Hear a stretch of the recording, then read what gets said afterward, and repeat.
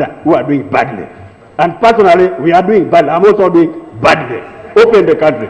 Government Chief Whip Ruth Nankabira told the House that a similar concern had been brought to the attention of Cabinet, and the President ruled for the review of the COVID-19 standard operating procedures before he pronounced himself on the end of curfew. In a special Cabinet meeting, I presented a petition from the private sector regarding the curfew and the manner in which the curfew is being managed. This was after a presentation from the Minister of Health on the progress of COVID-19. And Madam Speaker, Cabinet decided that the National Task Force on COVID-19 sits and reviews all those standard operational procedures to make sure that some of them are really withdrawn, because we are progressing very well on the management of COVID-19. The matter is very important. The private sector is crying, and everybody really, including us members of Parliament. By the time you leave Parliament, you are worried about the curfew, yet we have a lot of work to do. With the revelation putting police and other sister agencies under spotlight, the line ministers of Health and Internal Affairs are expected to report back to the President next week before he makes a decision on the end of curfews or their sustainability. All right, now members of Parliament this afternoon reacted bitterly over the ban of Ugandan maize by Kenya. The MPs described the ban as unfair by a neighboring country where they have many trade agreements under the East African Community. As Philip Aguta reports from Parliament, the August House now demands for an urgent answer from government. As Ugandan milk and poultry traders were recovering from losses they registered when Kenya banned their products last year, another dispute has emerged. On Friday last week, Kenya banned Ugandan maize from entering the country, a move that has angered Ugandan legislators. There is a lot of unfairness in our trade relationship with the government and the people of Kenya. It is high time we send a clear signal that what is going on is mutual benefit. It is not for heaven's sake a favor for our people to trade with Kenya. Kenyan maize that is being consumed in the market in Kenya now has more aflatoxins than ours. I am told it is at 33. We are between 7 and 9. So I think there is just some problem that we don't know, that we need to open our eyes and verify. In a heated afternoon sitting, the legislators have questioned the motive of East African integration since partner states have failed to respect the treaties. So, right, Honorable Speaker and Honorable Members, I don't think this marriage of East African integration is a good marriage. It is the worst marriage we are seeing, because previously, you remember some few months back when they banned our milk from accessing Kenyan market. The citizens of Kenya, all Kenya as a country, has over 2,000 or 10,000 companies operating in Uganda. Now when you go to Kenya, you will hardly find 100 companies of Ugandans operating from there. So for us, I think we have taken ourselves very lightly, whereas others are benefiting from us. The MPs have come up with stringent proposals that they want to put against Kenya in case the trade dispute prolongs. I want to thank the people of Tanzania who closed the border yesterday, and by 2, Kenya had accepted Tanzania maize to enter Kenya. I therefore want to pray, Madam Speaker. Madam Speaker, my prayer, Uganda government should, with immediate effect, ban the imports of Kenya agriculture products like Irish potato from Kericho, carrots, ahero, rice, and mangoes, because they use more toxic fertilizers than Uganda. The fertilizers we use come from Kenya. The acaricides we use are from Kenya. Now that they've blocked our maize, I'm wondering how we shall still continue having their seed used in our soils or in our land. The Speaker of Parliament, Rebecca Kadaga, pledged to conclude the matter in Wednesday's sitting after the government chief whip failed to offer a satisfactory answer on the matter. And you yourself, Right Honourable, you suggested that it has to be the leader of government business to answer, and he's not around. And General Moses Ali is up country. General Moses Ali, Deputy Prime Minister, or the Minister of Agriculture or Minister of Trade, someone must come here and tell us what we are going to do, because I think the government has let us down by allowing our neighbors to administrate us. Let us give them until tomorrow. Whether they're here or not tomorrow, we shall take our resolution on what to do about this issue. With or without the government, we shall take our resolution. Kenya remains one of the biggest markets for Ugandan maize products. This means the dispute does not only affect the individual farmer, but the entire economy of Uganda, which MPs believe is frustrating the efforts of East African integration. Philip Aguta, UBC News, Parliament. Chair Municipality Member of Parliament Kenya-Uganda has declared his interest for speakership of the 11th Parliament. The FDC spokesperson is the first opposition legislator to publicly declare interest, which according to him is derived from his past service at Parliament. Uganda says he has written to the opposition political parties seeking for their support in the forthcoming tight race of speakership. The Speaker of the 10th Parliament, Rebecca Kadaga, recently echoed her bid for another term. The 11th Parliament, which starts in May 2021, will have to decide on whether to retain current Speaker Rebecca Kadaga or vote for another Member of Parliament to take on the top office at the August House. 529 elected members of the 11th Parliament, including over 100 opposition legislators, will have to go through a secret ballot to vote for the next Speaker of Parliament. As the opposition, we are numerically unstrengthened. We have a numerical disadvantage in this House. What is important, let them come, let them declare their ability to serve, and the voters will decide. Kila municipality Member of Parliament Kenya-Uganda has let the cat out of the bag by declaring his desire to replace the Kamuli woman MP, Rebecca Kadaga, whose term expires in this May. Under Article 82 of the Constitution, every Member of Parliament is qualified to be a Speaker. Ibrahim Semuju, who has been in Parliament for 10 years, boasts of his experience and perseverance garnered over that period. The Honourable Ben Wacha nearly here became a Speaker. He was opposition. When you're a good person, you are good. You're not only good for your party. The Kira Municipality MP has distanced himself from FDC party trends of defiance and internal fights, among others, saying he wants to serve the nation but not the party. I don't see how the internal workings of my party or the internal working, because you see, the moment you are a speaker, you're supposed to be impartial. You're a speaker for everybody. The moment you come here to become a speaker for your party, you will be failing on day one, because in this parliament, a multi-party parliament, you have multiplicity of platforms that sponsored, including those who came as independent. But we just encourage him, since he's part of us, he should stand. But he should know, he shouldn't be surprised by the outcomes. Because if you have the numerical disadvantage and you contest with those who have numerical advantage, a bigger margin, then you should be ready for all outcomes. I cannot tie that on FDC political ideology. What I can see, or I can say, whoever comes out, you see him as an eligible person to stand and as an eligible voter. So that's all. Kenya-Uganda, who says will fund his own campaigns, has also written to various opposition political parties in the 11th Parliament seeking their support for the speakership.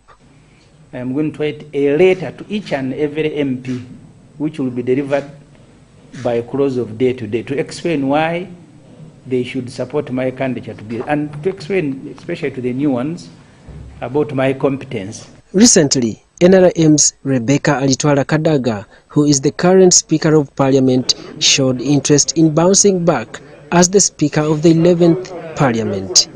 Daniel Mugoya, UBC News. And after close to a year of interruptions in all spheres of the economy ushered in by the COVID-19 pandemic, Uganda is scheduled to take her first bold step in containing the spread of the virus this Wednesday, 10th of March, by launching vaccinations. Health Minister Dr. Jane Ruth Acheng says they have trained all the ministry staff who are to take part in this process, and she is upbeat it will be a success across the country.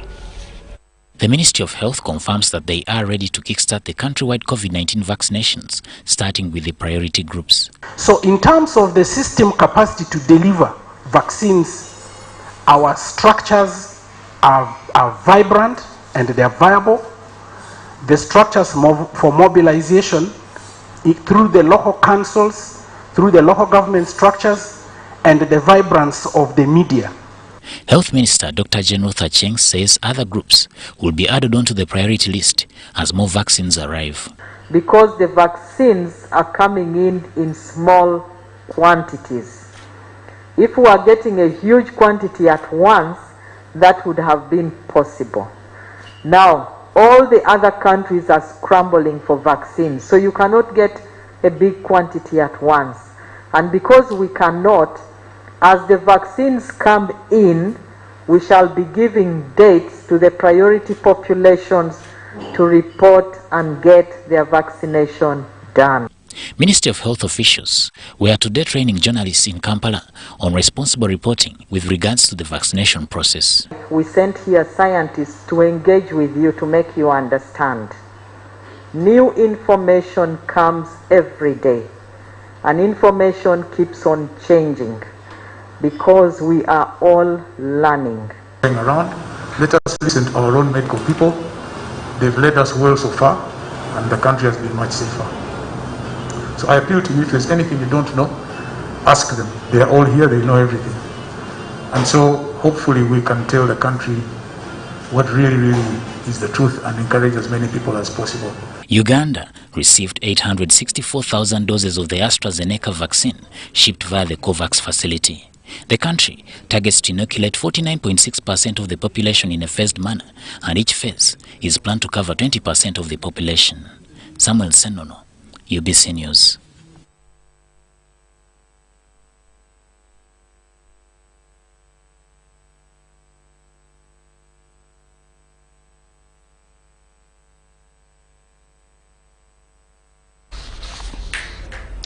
Well, to shed more light on the COVID-19 vaccination, here with me in studio is Dr. Jiwali Alfred, the Director, Uganda National Expanded Program for Immunization. Welcome to our viewers, Doctor. Thank you, Rhoda. The COVID-19 vaccine has raised a lot of questions for people world over. If we can, and you can bear witness, for the vaccination of the 6 killer diseases, that was also a struggle to get people and citizens on board due to many theories that were out there, many myths, and many beliefs. The COVID-19 vaccine vaccines have been created in such a short time. There is concern that if a vaccine can be created in such a short time and the HIV vaccine is not yet really there, is it then safe? Share more light on the safety of the COVID-19 vaccine. Should people have trust in it, and what we are getting here in Uganda starting tomorrow?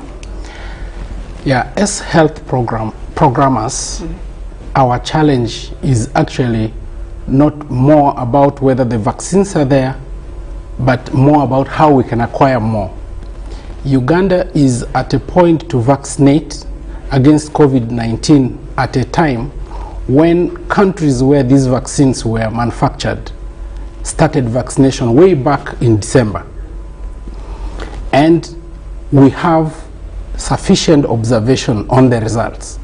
For example, as we speak now, about 350 million people have been vaccinated. And as we speak, about 60 countries have started vaccination. And the results speak for themselves.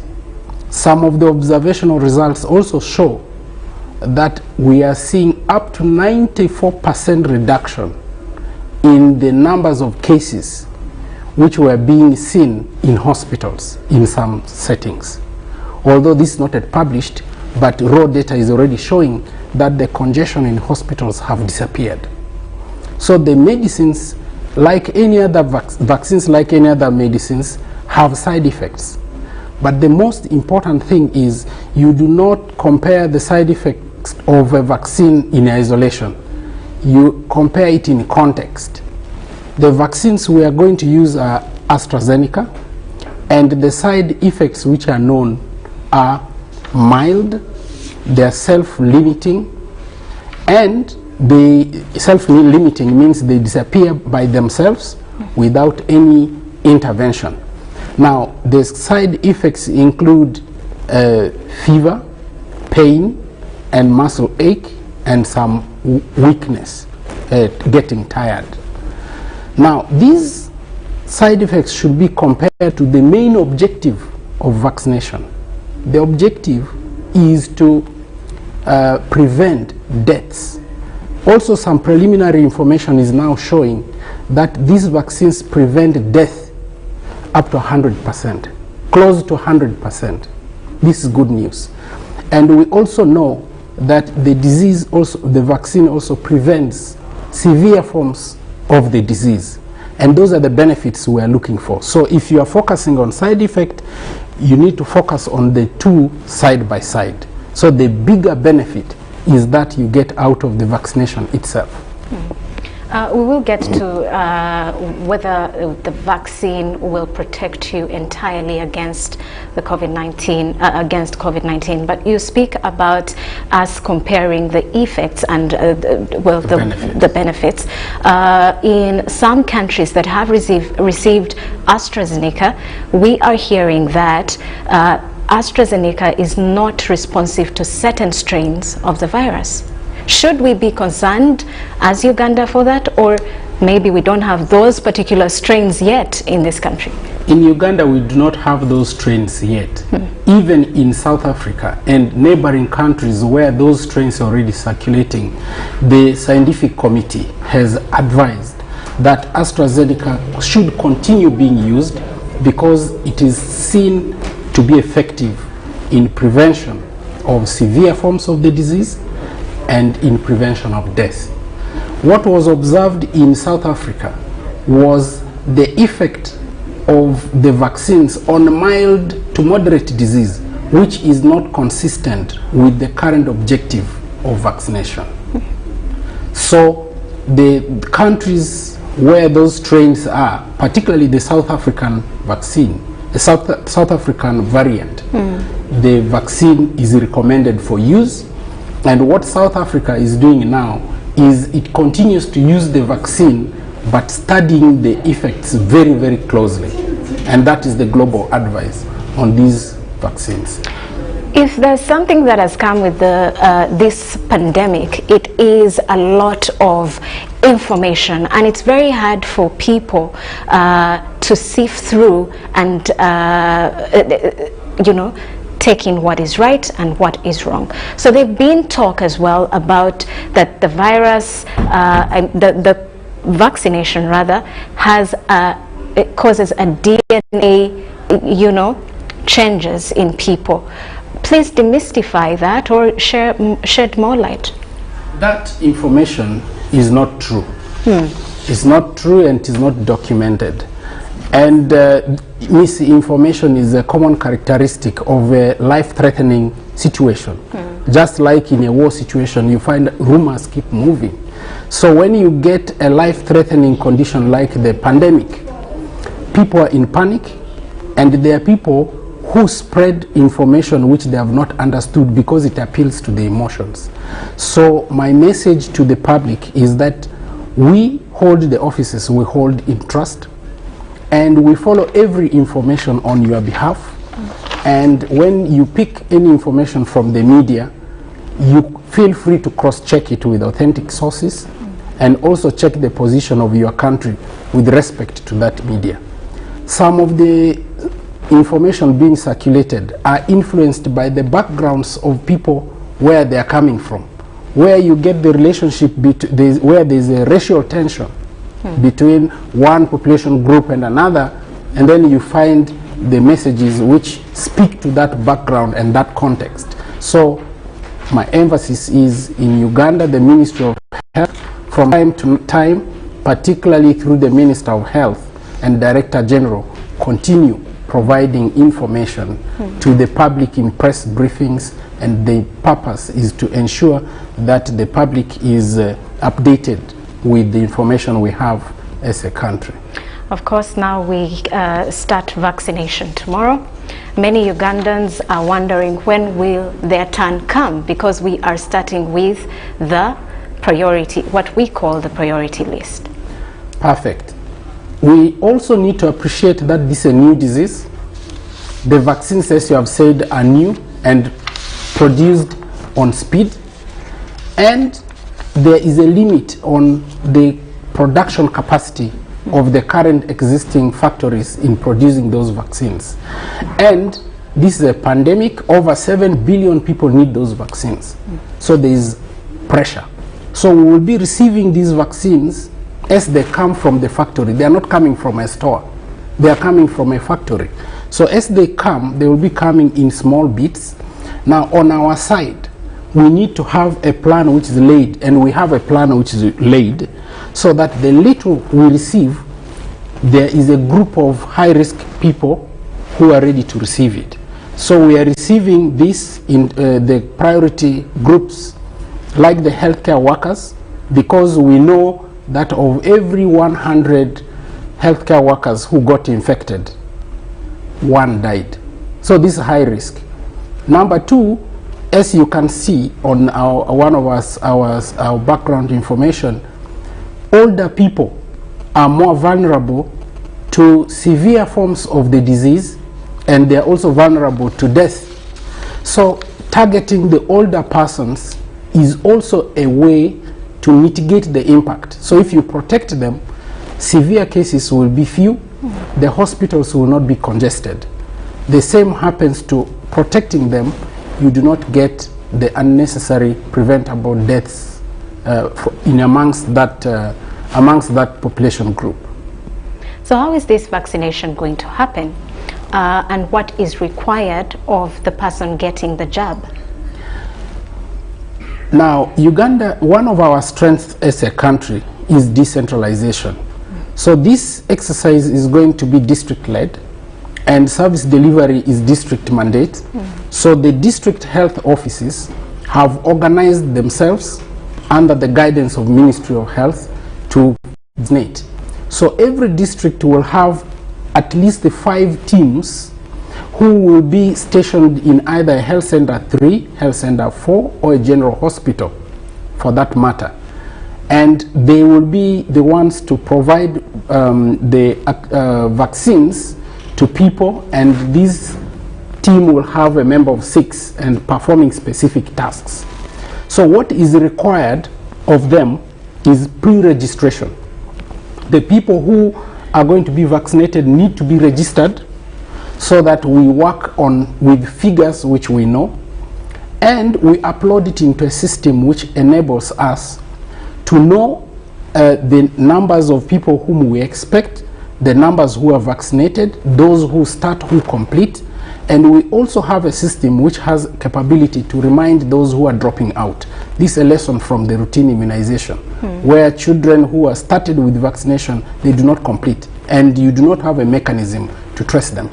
This is what the lesson we have learned and what we are working on in this vaccination activity.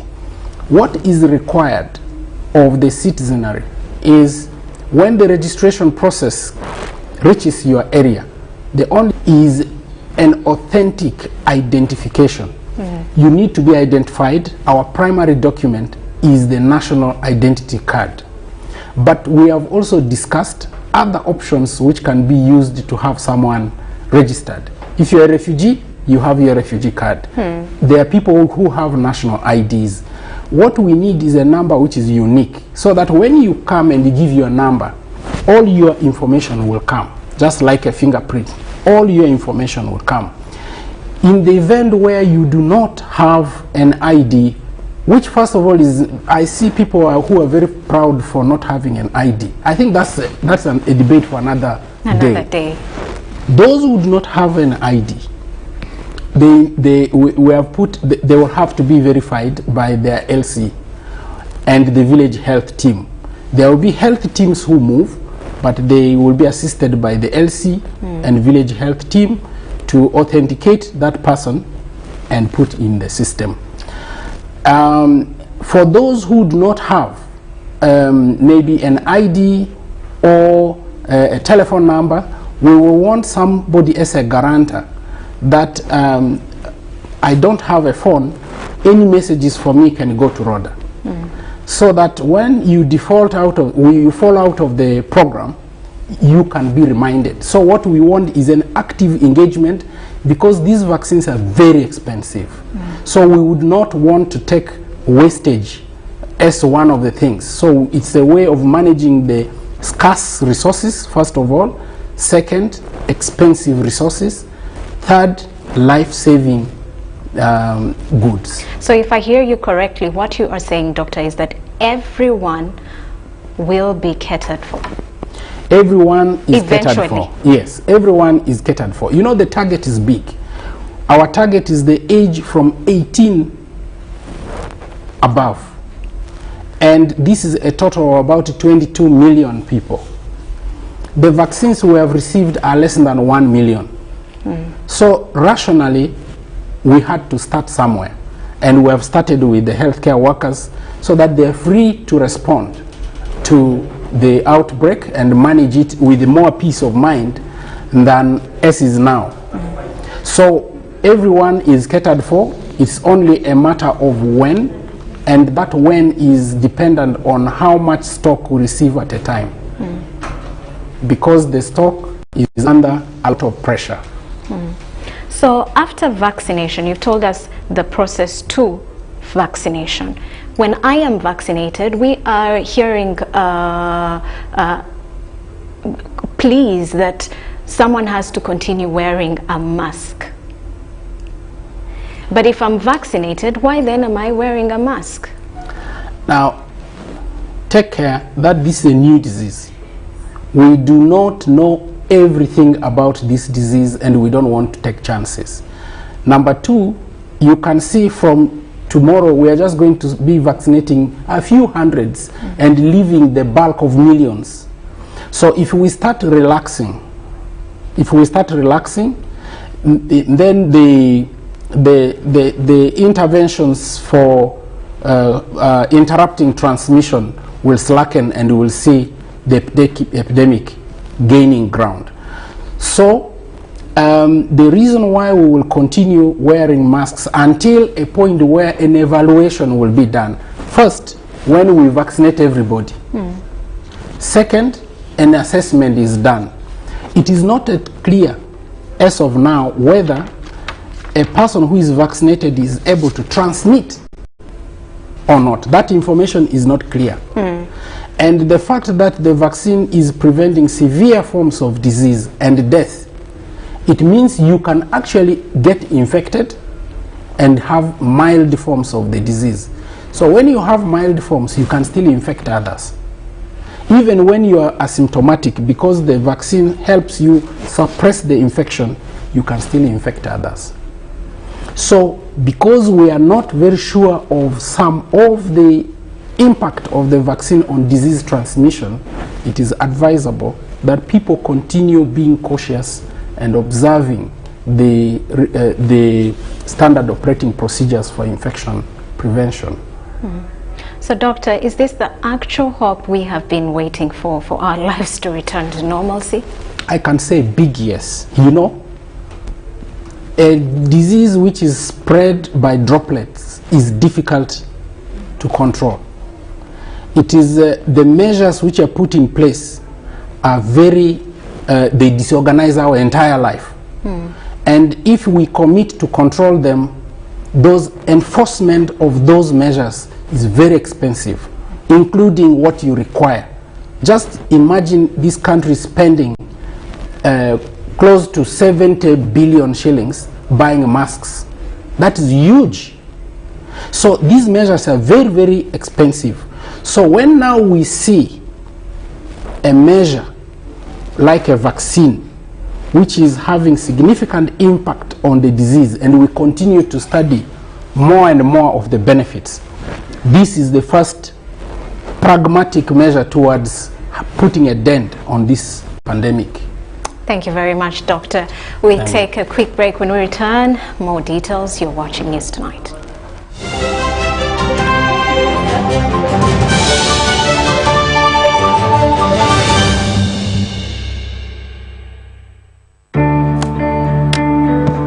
Today tastes like a new tradition, like an old favorite. Tastes like all hands on deck and all eyes on the prize. Today tastes like a piece of the action, and it never tasted this good.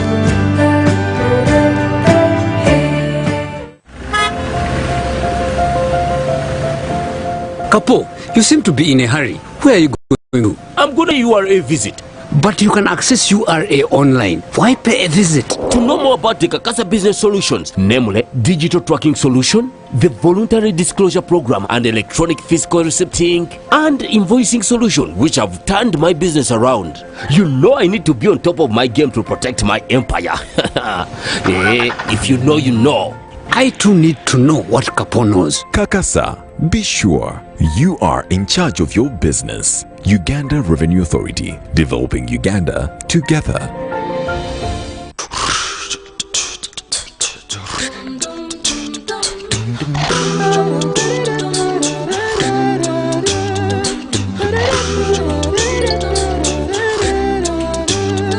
Yellow, how are you? Tell me, how do you do? We're here to show some appreciation for the things you do. Sent you for today, and they sent you for tomorrow. Sent you for every time and everywhere you go. We love you so, and we enjoy life with you. We are happy, happy, happy to know that we will go with you. That's why we say, sent you, sent you, sent you, yeah. Sent you, sent you. Thank you for choosing MTN. Use MTN mobile money, bundles or other services to get Thank You points. The more you use, the more Thank You points you get. We look forward to many more years together. Thank you.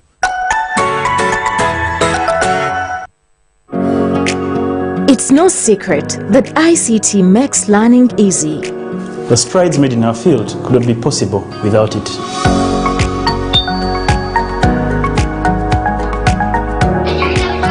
And now we can watch our favorite shows. My radio is my best friend. UCC provides an enabling regulatory environment and policy guidance for healthy competition. We also facilitate ease of doing business in the communications sector through licensing, standardization, spectrum management, tariff regulation, rural communication development, and consumer empowerment. An informed consumer is an empowered consumer. UCC supports local content and innovations. Driving the development of a robust communication sector in Uganda is Uganda Communications Commission.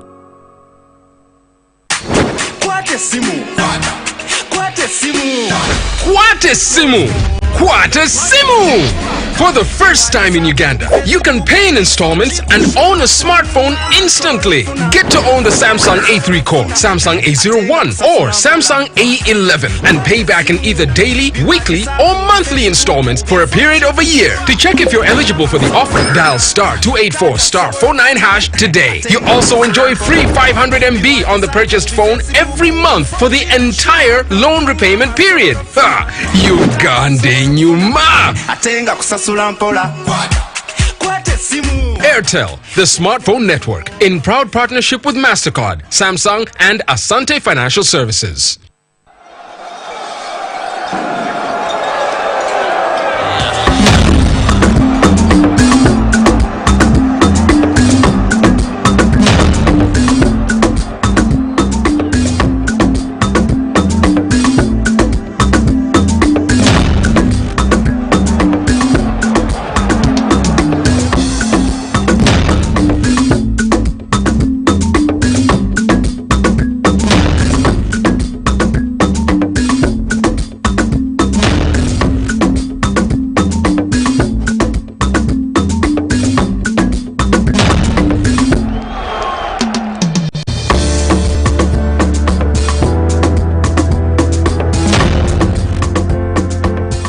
That's their way of stopping HIV. What about you?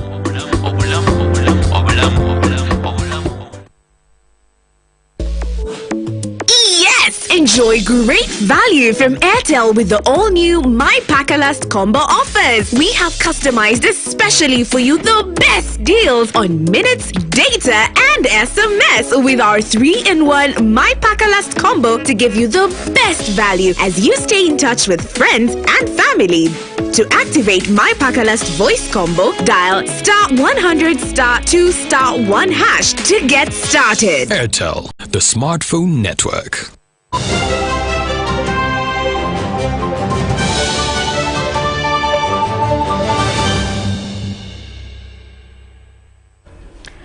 And on the World of Sports, Confederation of African Football Emergency Committee has decided to cancel the 2021 Under-17 Total Africa Cup of Nations Under-17 tournament. The 12-team tournament was due to start this weekend, with Uganda heavily involved in Group A, alongside hosts Morocco, Zambia and Ivory Coast. The CAF committee cited constraints faced by some of the participating member associations, as well as the host country, including the fact that the coronavirus pandemic continues its unpredictable nature. The above factors weren't helped by the December 2020 cancellation of the Under-17 World Cup in Peru, for which this particular African event was a qualifier. For several Ugandan youngsters on the team, which had already set camp in Morocco, this cancellation is double tragedy. 5 members, including Ivan Irina Mbabazi of Royal Giants High School, Oscar Mawa of Gombe High, Travis Mutiaba of St. Mary's Chitende, and Elvis Mwanje of Masaka SS, have already missed their Ugandan Certificate of Education exams. The cancellation is, however, a blessing in disguise to Simon Mukisa, a primary 7 candidate at Emitiemito Primary School in Kampala, because he will be in time for the primary leaving examinations that start on March 30th.